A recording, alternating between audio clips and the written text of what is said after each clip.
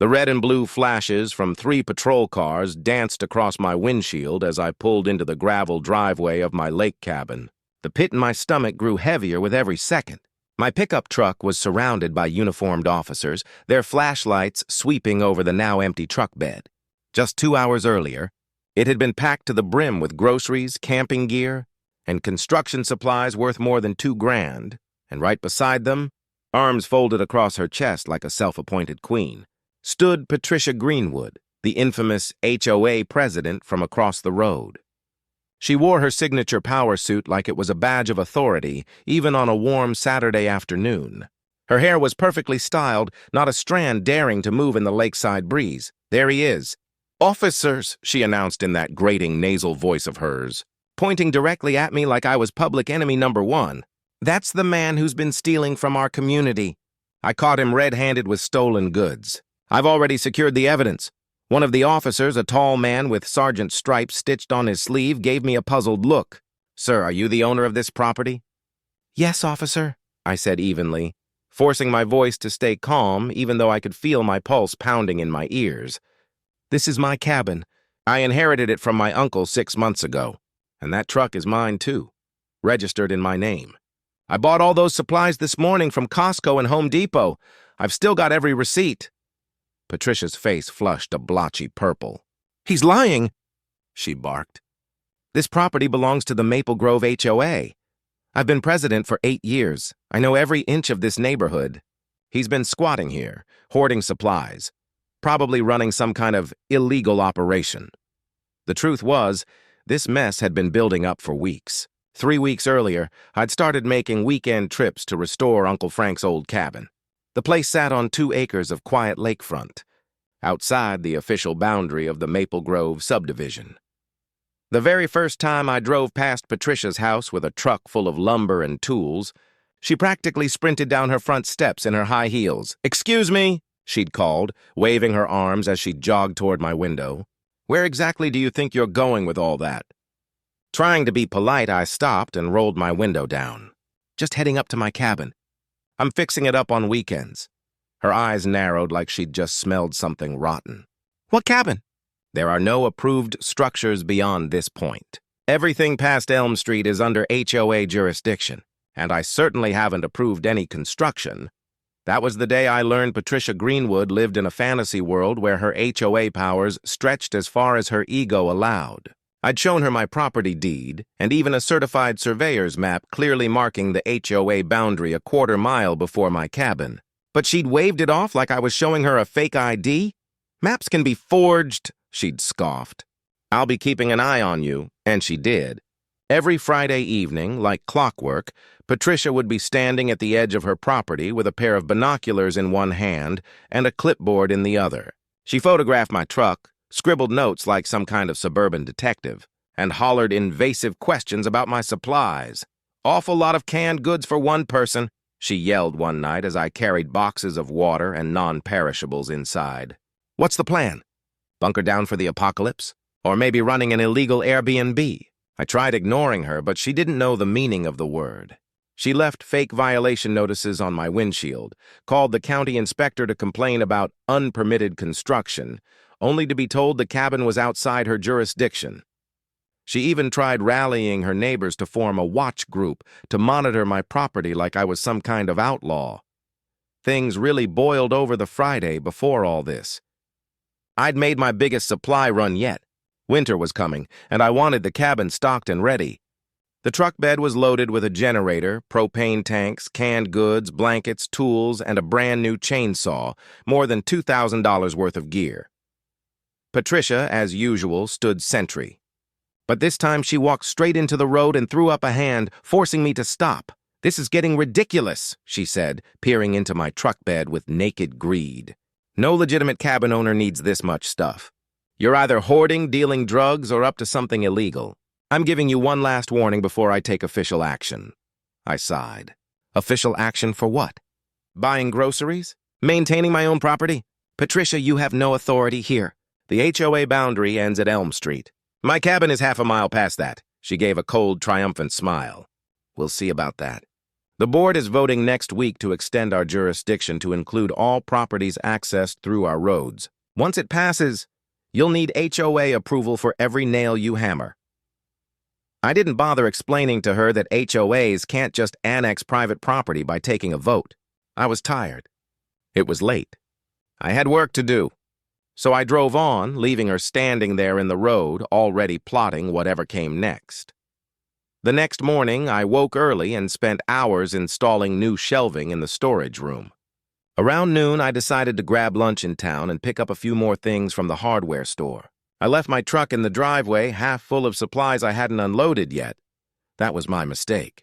I underestimated just how far Patricia would go.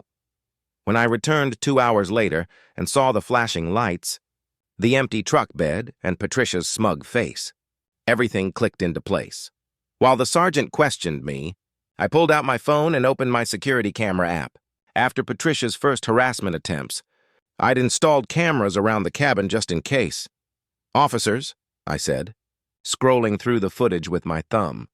"I think I can clear this up real quick. Here, take a look at this." The timestamp on my phone read 1:45 p.m., and the footage left no room for doubt. Patricia's white Lexus rolled right into my driveway like she owned the place. She stepped out, glancing around with a nervous, twitchy energy.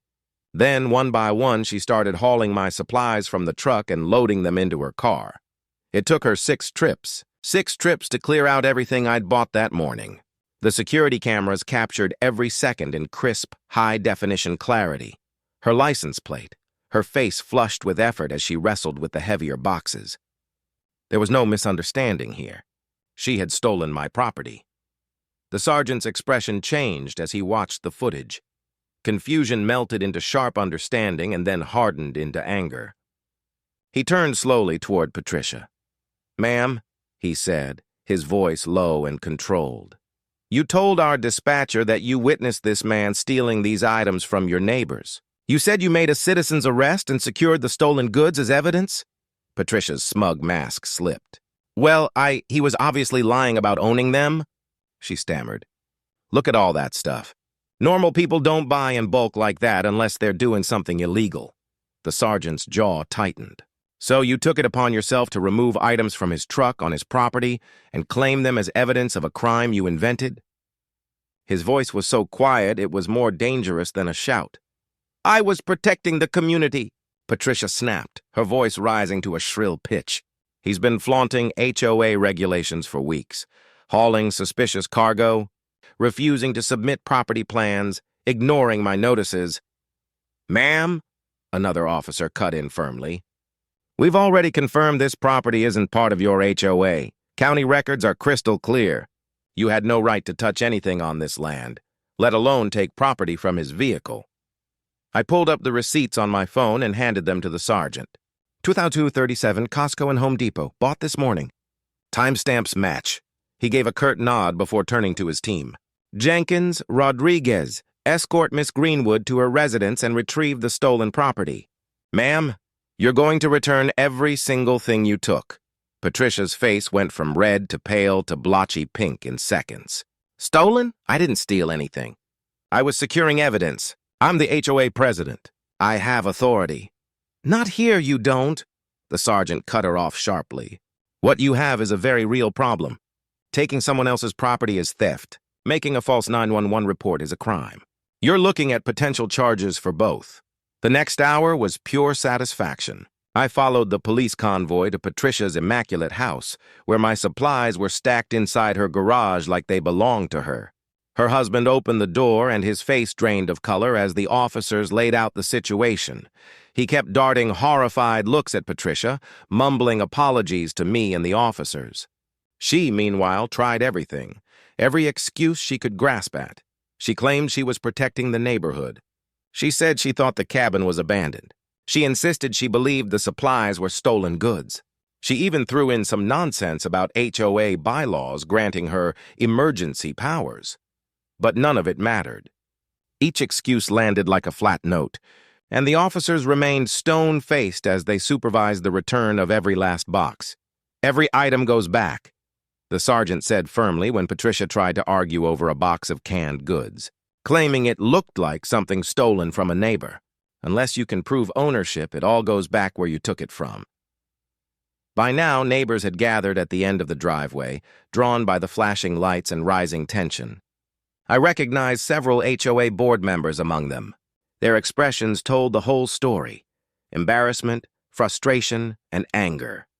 It was clear this wasn't the first time Patricia had gone overboard. But this time, this was the straw that broke the camel's back. As the last box was loaded into my truck, the sergeant flipped open his citation book and turned to Patricia. "Ms. Greenwood," he said flatly, "I'm citing you for theft of property valued over $2,000. That's a felony in this state. You're also being cited for making a false emergency report and misuse of 911 services." Patricia's knees seemed to give out beneath her. She slumped against her Lexus, her perfect composure finally shattering. "A felony? But I'm the HOA president. I was trying to help. This is all a misunderstanding." "You can explain that to the judge," the sergeant replied. "The prosecutor will decide whether to pursue the felony or reduce it to a misdemeanor. Either way, you're looking at serious fines and possible jail time." One of the board members, Janet, a sharp-eyed woman with a no-nonsense tone, stepped forward. "Patricia," she said, her voice icy, "we're calling an emergency board meeting tonight. Your actions have exposed the HOA to liability and humiliated this community. I'll be moving for your immediate removal as president." The final blow came moments later when another officer returned from running Patricia's record. "Ma'am," he said, "this isn't your first offense. 2 prior citations for false reporting and 1 for harassment. The prosecutor's going to see a pattern here." Patricia's face crumpled completely. Whatever haughty posture she'd carried for years dissolved as she mumbled something about needing her lawyer and stumbled toward the house. Her husband was left behind to finish the paperwork with the officers, his expression somewhere between shame and exhaustion. The sergeant handed me his card. "You'll need to come by the station on Monday to file a full report. Given the value of the theft and her history, she's facing serious consequences. Just the felony theft charge alone can carry up to 5 years in prison and fines up to $10,000. From the doorway, Patricia let out a strangled wail. "5 years? $10,000? Her voice cracked as the weight of reality crushed her. Then she vanished inside, the door slamming behind her with a sound that felt final, like the closing of a chapter. Her reign as the self-proclaimed queen of the HOA was over.